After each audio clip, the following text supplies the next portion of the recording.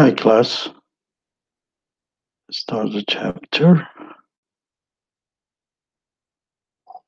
Hopefully next week we start doing two chapters, but this chapter is easy because, next week we'll be starting uh,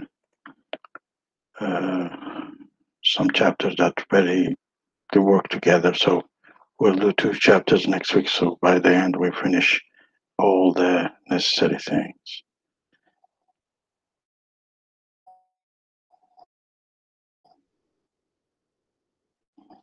Okay, so this chapter we will be talking about the regional economic integrations. And the definition for regional economic integration is an agreement among the countries in a geographic region to reduce or ultimately remove tariffs and non-tariff barriers to the free flow of goods, services, and factors and production between each other. It's basically you move all the barriers that between two countries where you can have a free flow of good and service between them. Example that we are living in is the North American Free Trade Agreement. So when you're producing products in USA and you want to sell it in Canada, there is no barriers, no tariffs on it, and vice versa, unless there is a certain region, no agreement on it.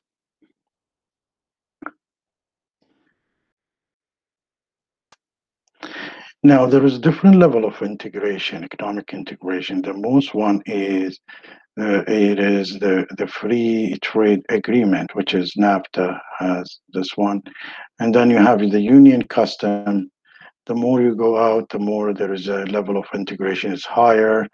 And then you have something called common market. We'll talk about them, and the economic union like EU, and then the political union when it becomes, two countries stands for one political point of view. Of economic integration, like a free trade areas like NAFTA, custom unions, we have a common market and economic union and political union, just like this one, what we saw in the early graph. So the definition, the economic case of integration, why do we have integration? Regional economic integration can be seen as attempt to achieve additional gains from a free flow of trade and investment between the countries. As we said, I mean, if you take in economics with me or you're taking with somebody with the macroeconomics, you know that, if there is two countries, each one specializes in something, it's better than they stay specialized and start trading between them. And instead of each country will be making the same two different products. So this is the reason for the economic case of integration. The cost of producing is cheaper in another country than producing inside. Now, there is a political case for integration, is the linkage neighboring economics and making them increasingly dependent on each other. Creates an incentive for political cooperation between neighboring states. Usually, what's happening, the first visit that's happening after this election of USA, you will have the Prime Minister of Canada going to USA or vice versa, except the last time with the Trump. And this stands for the political integration between them. They are linking neighboring economics and making increasingly depend on each other because of the economic reason. The impediments to integration, despite the strong economic and political argument for integration, it has never been easy to achieve or sustain for the two main reasons. Everybody will be like to have some kind of economic and political integration, but there is difficulties, especially in the beginning. The first one is, although economic integration benefit the majority, it also has a cost. So there is a side cost for some other people. While, for example, while a nation as a whole may benefit significantly, like that one in NAFTA, from a regional free trade agreement, certain group may lose, certain industry may lose, or certain region may lose within these countries. Moving to a free trade regime involved, kind of some plentiful adjustment. And I think during this Brian Maroney's and NAFTA agreement, it was difficulties, it took time and a hard time until this came to sign between USA and Canada, and eventually USA, Canada, and Mexico, and then we went up to Chile. A second reason for impediment to integration arises from the concerns of overall sovereignty. For example, Mexico concerns that they don't have 100% control over their oil liberation, and they have to have liberations, and there is issues that the country might use it for the political reason, for the strength of its own concerns. But if you make it a free trade and open up the everything, so they might lose some kind of sovereignty, or they might lose some kind of a power over these things. So the case against the regional integration in some recent years, some economics has expressed the concern that the benefits of a regional integration have been oversold, while the costs have been ignored. And this is probably sometimes a true case if you start digging around and start understanding deeper what kind of integration is happening, economic integration between countries. So it might hurt some countries, it might hurt some regions, it might hurt some people, some group within the countries. For example, one of the arguments for NAFTA is the fact that they say that it's benefited Canada and the States and Mexico and Chile from it. But the other side of our argument saying, okay, because when they open all the market to each other, everybody start looking to minimize their costs. So everybody move their productions outside of this block, and they put it in somewhere in a third world country or developing country, so it's much cheaper there. So everybody is losing in this case. That's another side of our argument, saying that it has a cost. So the benefit of a regional integration are determined by the extent of the trade creation as opposed to the trade diversion. So what's a trade creation and what's a trade diversion? Trade creation occur when higher cost domestic producers are replaced by a low cost producer within the free trade.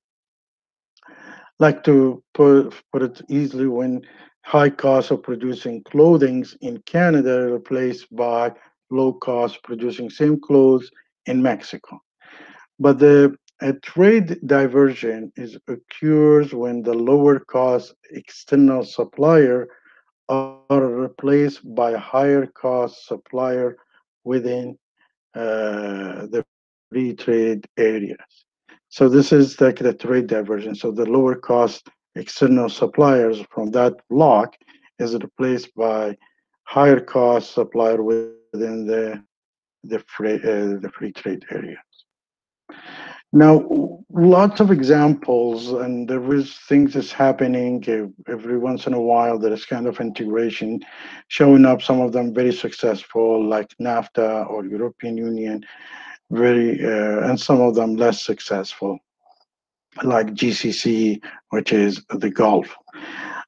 Here, what we have in European Union integration, we have modern members of the European Unions, which is with this color, the Luxembourg, Spain, up to Finland and Sweden.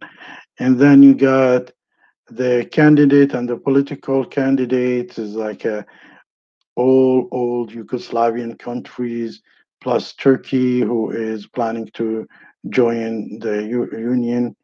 And the non-members, as you know, Russia, Belarus, Ukrainian, these are the countries who's in Europe that they non-union with them. So the political structure of the European Union, the five main institutions in this structure are in the European Union. We have the European Council, sometimes you heard them on the news, the Council of Ministers, the European Commissions, the European Parliament, and Court of Justice, which is in Hague, Denmark, Netherlands. Union. Who are the members? European Unions was initially composed of 15 member states, represent of 374 million. So exporting to this European Union might be very as useful as, because they are one market. There is a difference in the language, but the legal import and export is the same. And the service, the legal part of it is the same, except the language might make it some difficulties, but the currency is one, which is euro. Started with the Belgium 1950 with Germany and France, Italy, Luxembourg, and the Netherlands. Then they joined more in 1973. You had Denmark, Ireland, United Kingdom joining them. And then there was the Greece, 1981, and Spain, and goes on up to Sweden. Now there is some reverse. We notice that something called Brexit, which is United Kingdom never settled with this European, never liked it politically and sovereignty. So they're trying to leave, and it's called the Brexit for United Kingdom. Now the issues is happening is half of the Ireland is a country and half is belong to United Kingdom. There is a whole issue about how the Ireland will be, which part of the Ireland is going to be staying with the European Union, which one is moving out. European Union, who are the new members in 2004? The Greek sector of Cyprus, they joined. The Czech Republic, Estonia, Hungary, Latvia, Lithuania, Malta, Poland, Slovakia, and Slovenia. For example, some countries did not join 100% yet. Like, for example, if you go to Hungary, they give them time to move to up to the standard because they are suffering economically. So if they join them, they might be destroyed totally as a country.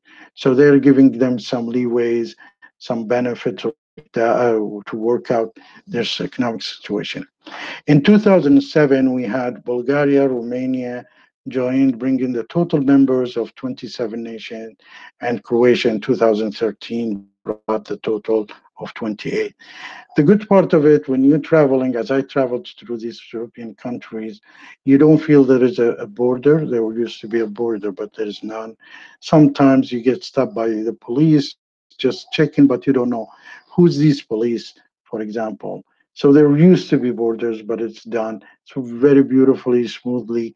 There is some cooperation politically and economically, yet there's some problems also. But the benefit is much higher than the the cost. But there is a bit from other point of view, the cost is a little bit significant, and we will talk about it. European Union, who are the members, is we have the Croatia and Turkey both began negotiation in 2005, but you had Croatia joined in 2003. Turkey still not joined. Several EU members have a human right concern about Turkey, and also there is a political reason and economical reason. Turkey is one of the big population and cheap labor there, and they do have a competitive product. So having them to join the might European Union might lose lots of jobs that is although low income jobs, but they like to keep them as now. So there is, human rights issues and also political and economic also. Macedon was an official EU candidate in 2005, but no date has been set to begin their membership. Adopted by it's like a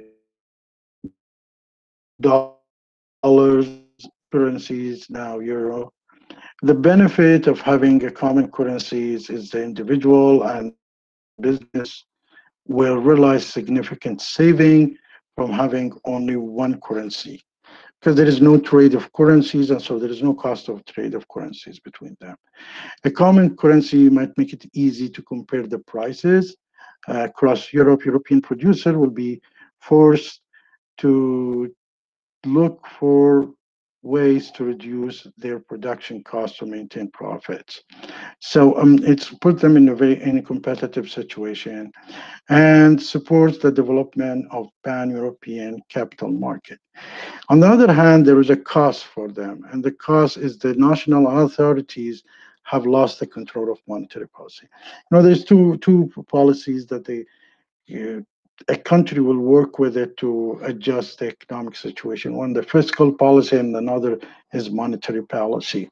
Here, each country, as a one country, lost this authority over this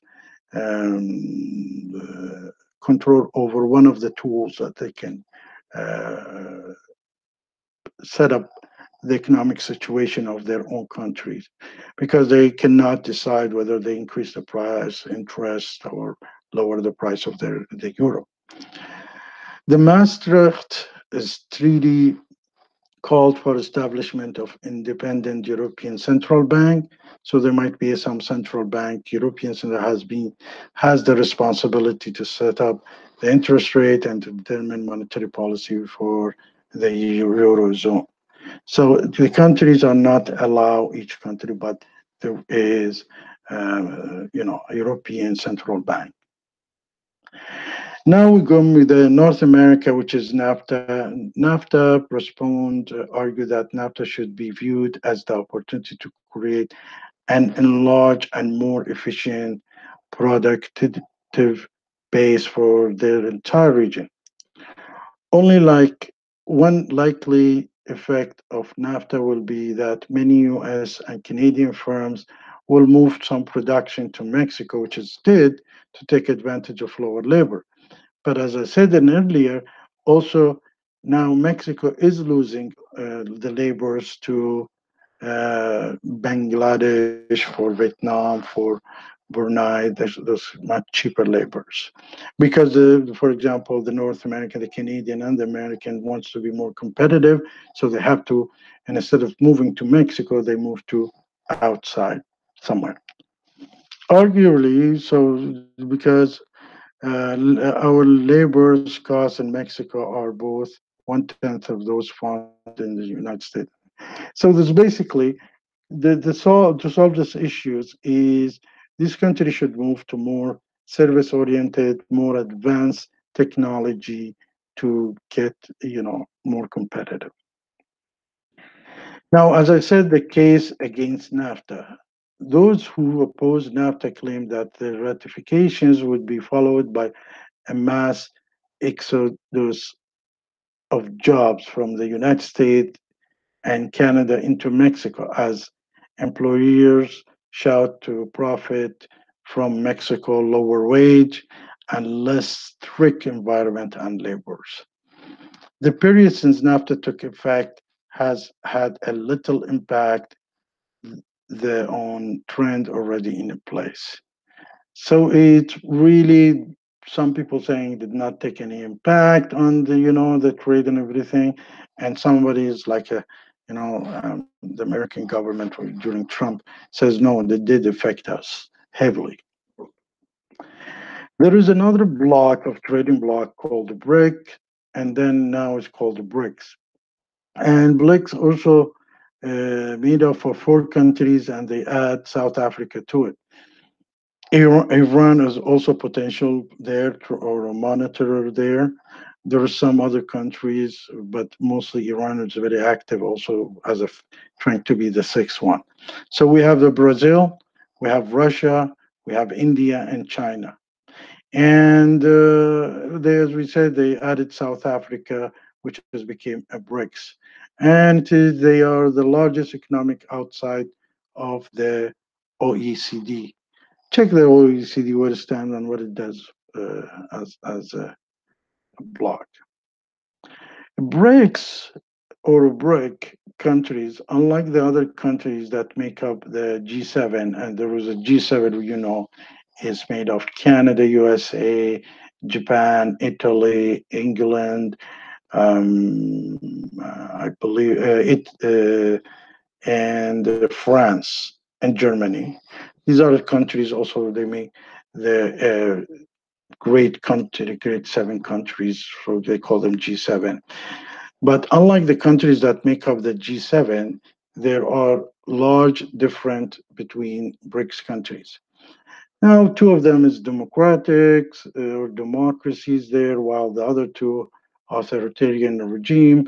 But business is business, as I believe, and sometimes, most of the time, economics takes over the business issues. There is also what is called ASEAN, and ASEAN is members of countries that do not include the big economics of. They not include China, they not include Japan and South of Korea, and made of Myanmar, Thailand, Philippines, Malaysia, Cambodia, Indonesia. These are the countries that they are ASEAN. And I believe Malaysia is, yes, Malaysia is also part of it.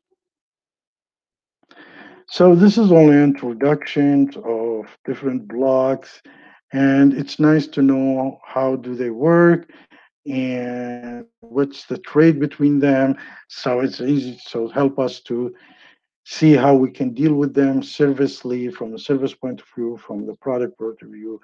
We will try step by step now shifting to how to set up the international product and services, trade, export, and import. Thank you for your time, and I'll see you next week.